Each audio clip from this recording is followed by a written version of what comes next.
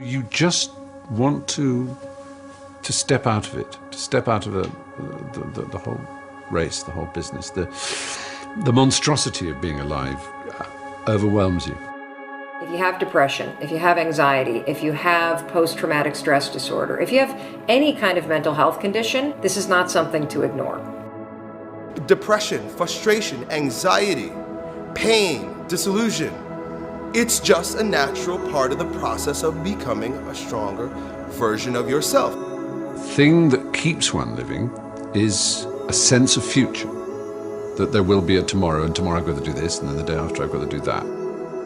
Get started. And I'm going to tell you right now, it won't be easy. It will be hard because life is hard. That's what life is. With depression, one of the most important things you could realize is that you're not alone. I've been places and someone has said, well, you lost an arm and a leg, so you had a right to be depressed. And I stopped them. I was like, depression is real. No matter what you're going through right now doesn't mean that it's not going to end. I think too often we think about the stresses that we're dealt with right now, and we think that there's no light at the end of the tunnel. All that you can see is darkness, and everything that you try to do just kicks you right back in the face, and you just can't seem to get yourself up. You don't even have to go through something traumatic. Some are caused by something traumatic. Some can be a chemical imbalance in the brain. There is light at the end of the tunnel. Life is hard. Life is challenging. There are ups and downs. And these challenges that you face, they're going to do their best to take you down. Do not let them. Of course you have to work. Of course you have to show up. Your team needs you. Life needs you. Your family needs you. Life is for the living. Depression is not only normal, it's essential, and be grateful for it because it allows you to reorder yourself at a higher level. I speak what's on my heart. And I gave my speech, and as I was closing, I kind of mentioned some depression. Because I was coming out of the winter months, and it hit me again this past winter, and I went and saw the doctor, and so it was on my mind, and it came up. And as I was saying, I thought, this generation of people probably aren't connecting to what I'm saying. When I walked off the stage and they lined up, the amount of people that thanked me for talking about mental health. And here I was, I thought they didn't want to hear. I thought I was stepping out of line. No, it needs to be talked about because it's not just this generation. It's people are realizing more and more that it's an issue. And the more we talk about it, the easier it is for people to be honest with themselves and get the help they need. Line up those problems and confront them, face them, fight them. Do not let them bring you down. Do not personally identify with your depression. See it as you see winter, and winter always leads to spring and summer again. See it as you see nighttime. Nighttime becomes daytime again. Hold on to that fundamental quality of faith. And on the other side of your pain is something good. Suicide is a permanent solution to a temporary problem. No matter what you're going through right now doesn't mean that it's not going to end. Stand up, dig in, let those challenges raise you up, let them elevate you, let their demands and their trials make you stronger. Adversity you face today turn you into a better person tomorrow. You are worth more than diamonds. All the diamonds in the world, you are so precious. Every single one of your hearts, you can do something. Life is not always good. Life is always not rosy. But life is worth living.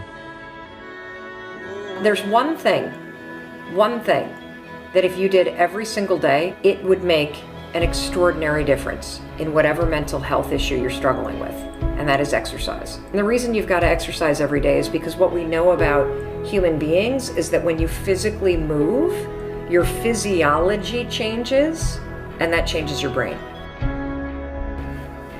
Take the time to rest. Because just what if that resting is the key to world-class producing? Get outside and exercise every single day as if your life depends upon it, because you know what? It does. Your brain needs it, your body needs it, your mental health needs it. And I feel like if you had heart problems and saw a cardiologist, well, everyone would be concerned about you, would know you're doing better, and it would be open and honest with the crew. But the most complicated organ in your body, if you have a problem with it, suddenly we don't want to talk about that? No, and you can get over it. And that's what people need to realize. You can be cured. You can get past it. I assure you, the clouds will lift. Right, there is sunlight above the clouds. You're just looking at the clouds right now. And they will lift, and crisis has come to teach you the big lesson you're meant to learn to move to your next level in the next chapter of your greatest life. This depression will pass. It will go away, and something much better will take its place. But for right now, all that you really need to know is that you have to make it through. Getting your heart rate up, getting outside, breathing, feeling connected, getting out of your house, which may make you feel depressed and trapped. The man I am with you right now as I speak with as much authenticity as I know how to share is the result of my times in the valley of darkness. Doing that every day, that physical push. You don't have to run. You don't have to go to an aerobics class. Get outside with your dog in the woods. Walk with a good friend for 2 or 3 miles. Doing that every single day not only moves your body, which changes your mind, it gets you out of your physical environment, which is one of the things that people with depression tend to have a hard time doing. And it also creates a bit of momentum and a bit of a routine in your life.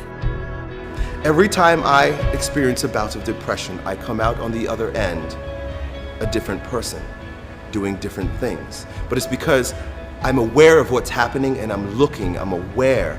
I want to see the opportunities as they present themselves to me instead of falling into the depths of a spiral down depression because I'm personally identified with what is happening when I'm upset. And your schedule is not full and you actually feel like you're wasting your life because you're not this epic producer. What if those times were actually a different form of productivity?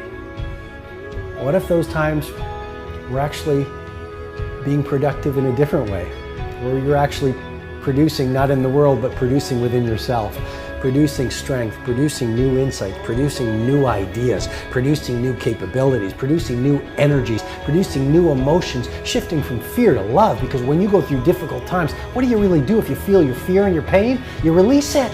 It's out of your system, and you grow in love and bravery and strength. What does that do to your craft? What does that do to your power? What does that do to your bravery? What does that do to the light that you bring into the world? You become this incredible force that is undefeatable. I suggest to you that if you are facing a challenge, don't stop. Stay busy. Work your plan. Continue to do those things that you know that work for you after you have evaluated yourself in the situation. Continue to move. Stay busy, stay busy, stay busy. You are part of a larger cosmos, whether you know it or not.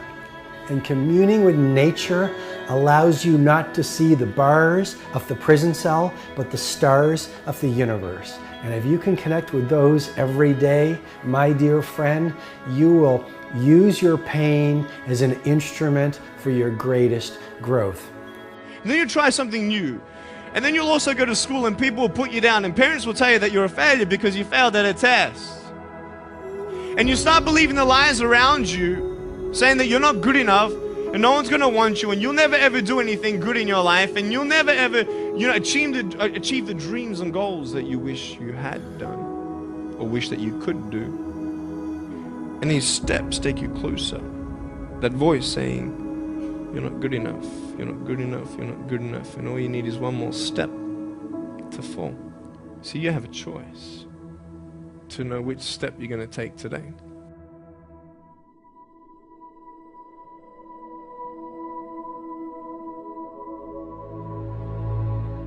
What will sometimes haunt my dreams still is just like a general feeling of morose anxiety. Everyone experiences a version of anxiety or worry in their lives. I don't know why I opened up and talked about it, but I guess I was just sick and tired of just having it inside of me for 20 plus years, and I was ready to make a change. What helped me the most, that I want to impress upon all of you, is that I realized that part of my identity is saying no to things I don't want to do. And you are all in school, and you all have a lot of teachers and a lot of people around you that tell you all day what you have to do, but it is your right to choose what you do and don't do. It is your right to choose what you believe in and what you don't believe in. It is your right to curate your life and your own perspective. We all go through things. We all go through struggles, right? There's probably everybody in this room that goes through struggles the same exact way, and I think that's what we all have to realize. It's just something that every single person goes through. And maybe we go through it in a different or more intense way for longer periods of time, but there's nothing wrong with you. To be a sensitive person that cares a lot, that takes things in a deep way, is actually part of what makes you amazing. I also struggled a lot with anxiety and depression. If you start to feel like you are twisting things around you, and you start to feel like there is no sunlight around you, and you are paralyzed with fear, here's how you can help yourself. First, you have to understand what anxiety is, and you have to understand the connection between worry, which is something we all do, and self-doubt, which is something we all do, and anxiety. Anxiety is what happens when your habit of worrying spirals out of control. It's important for you to foundationally understand that anxiety and worry are the same thing. It's just that your body starts to get agitated, and that's when we call worrying anxiety. Your heart races. You might sweat a little bit. You might feel tightening in your chest. You might feel a pit in your stomach. You have a surge of cortisol.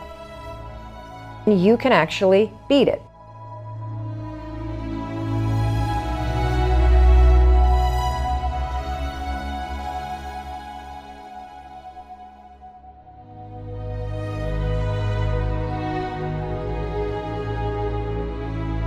This is how you're going to do it.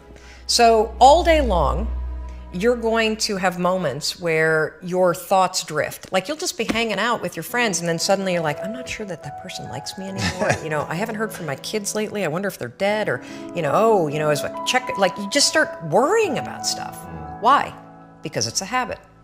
Because when you're not paying attention, your brain shifts from you being a decision maker and paying attention to you just kind of spinning things on autopilot, and one of your habits is worrying.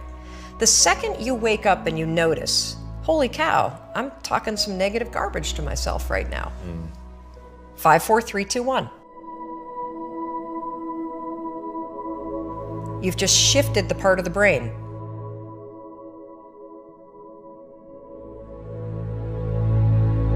You've shifted from the basal ganglia, which is where your habit loops are spinning, and you've awakened your prefrontal cortex. You've also interrupted that pattern. Now what you're going to do, because your mind is actually ready to receive a different thought because of the counting, now you can put in an anchor thought. Like if you have a mantra, if you've got a vision about the way that your business is going to turn out in 5 years, if you just have a thought that makes you really happy and proud, insert that. Now, why does this work? It works because of the counting. And I'm not kidding. We know, based on research, that positive thinking alone, not effective. In some instances, trying to force yourself to think positive can actually make the worries worse. Why? Well, the reason why is because it's really hard to just change the channel. What we have to do first is basically interrupt it and turn off the TV, and then turn it back on with the prefrontal cortex awakened. So the counting is essential. And so you can start using this today.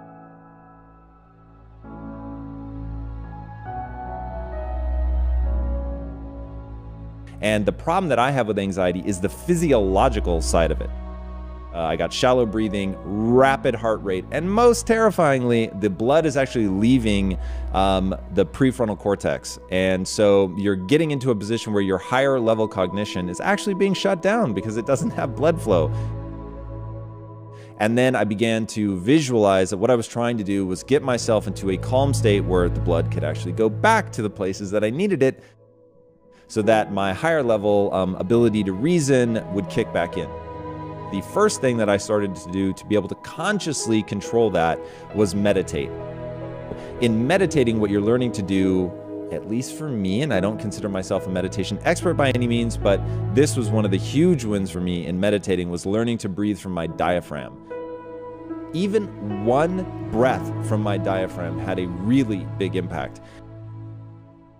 Breathing from your diaphragm instead of from your chest, right? So most people breathe like this, and it's all in your upper chest. You're not getting a very deep breath. So in meditating and learning to breathe from your diaphragm and learning to consciously calm yourself down, meaning you're lowering your heart rate, you're breathing much more deeply from the diaphragm, getting the blood reallocated to the parts of the brain that are actually useful. That meditating was my first step into that.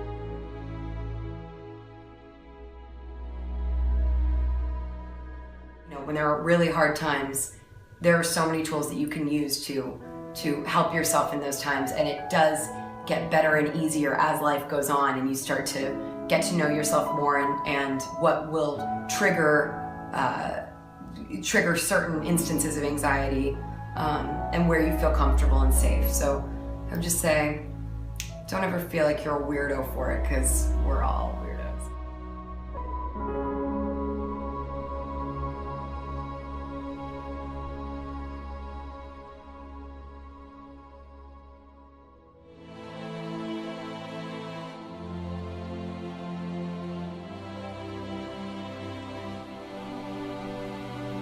In 1973, a young man wrote a letter to American author E.B. White. The young man was losing his faith in humanity. And this is the reply he received from White. Hope is the thing that is left to us in a bad time. I shall get up Sunday morning and wind the clock. E.B. White wrote those beautiful words in response to fears surrounding our future. As long as there is hope, get up and wind the clock. At times it doesn't matter the view, does it? You may be looking in the mirror at your own life.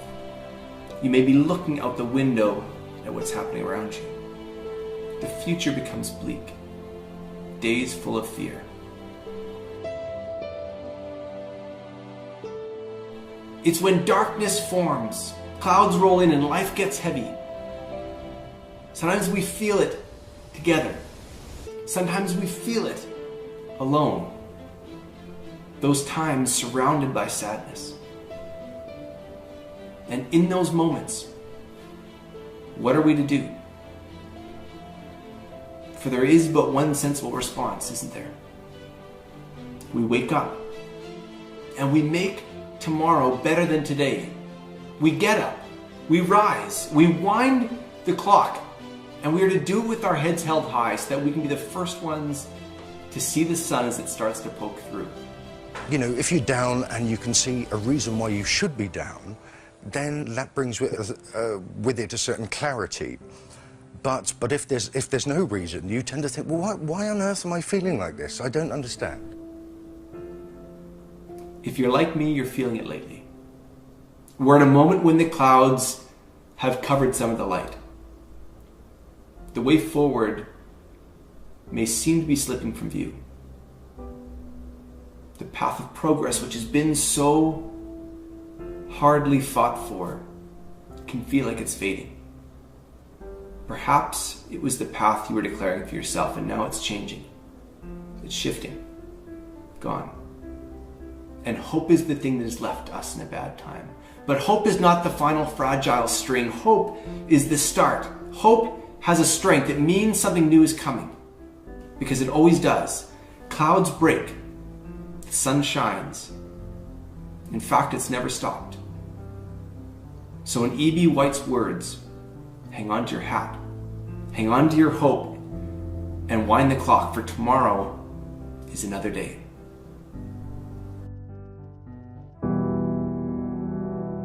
I want you to know that no matter where you are in life, no matter how low you have sunk, no matter how bleak your situation, this is not the end.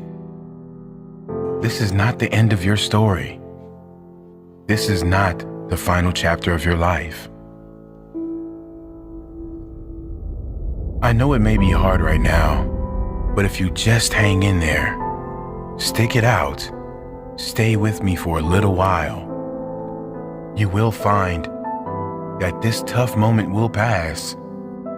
And if you are committed to using this pain, using it to build your character, finding a greater meaning for the pain,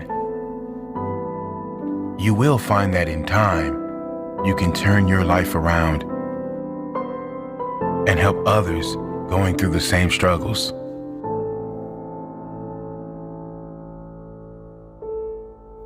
The world right now is in the middle of a mental health crisis. It's estimated almost half the population suffers from depression at some stage throughout their life. Rather than join the queue, it's important we learn why we get down and then how we can change it. Because believe it or not, we create our own negative feelings, and we can also ensure that we turn our lives around and be a positive change for others. The reason anyone gets depressed always comes down to the consistent thoughts we think and the consistent beliefs we hold. Let me say that again. The reason anyone gets depressed always comes down to the consistent thoughts we think and the consistent beliefs we hold. The point here is that anyone that is depressed is so because there is an external factor that didn't materialize in their life. They have lost something outside of their control or don't have something that is out of their control. In school, we are taught how to get a job, but no one teaches us how to live in a state of happiness. No one teaches us how important our conscious and unconscious thoughts and associations are. Is our happiness not worth more than a job? Yes, it is. And before you say happiness won't pay my bills, happiness will pay your bills. When you realize you will be 10 times more energized, focused, and take positive action in your life, when you first choose to develop yourself as a priority and then get to the stuff of the world. I've seen some people who many would consider to have it all in their life because they thought they were not good enough. A thought, a belief within them told them they were not worthy. These people that many were jealous of, many envious of, were not good enough.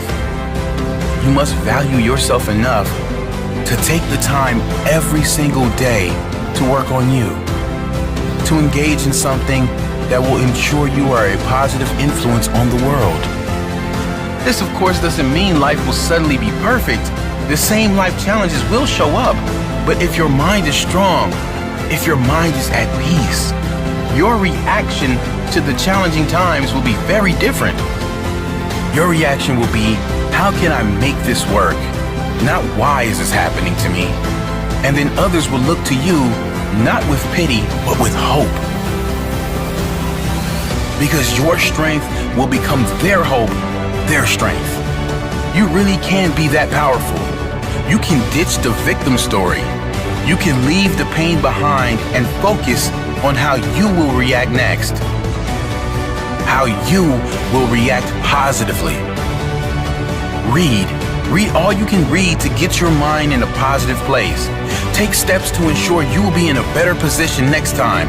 Whatever pain you are suffering from, how you can ensure it won't show again.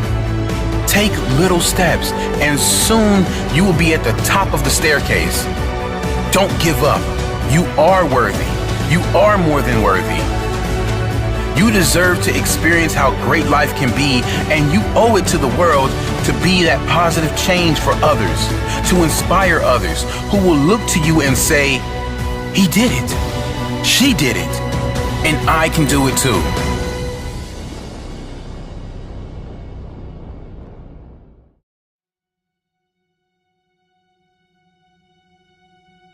you.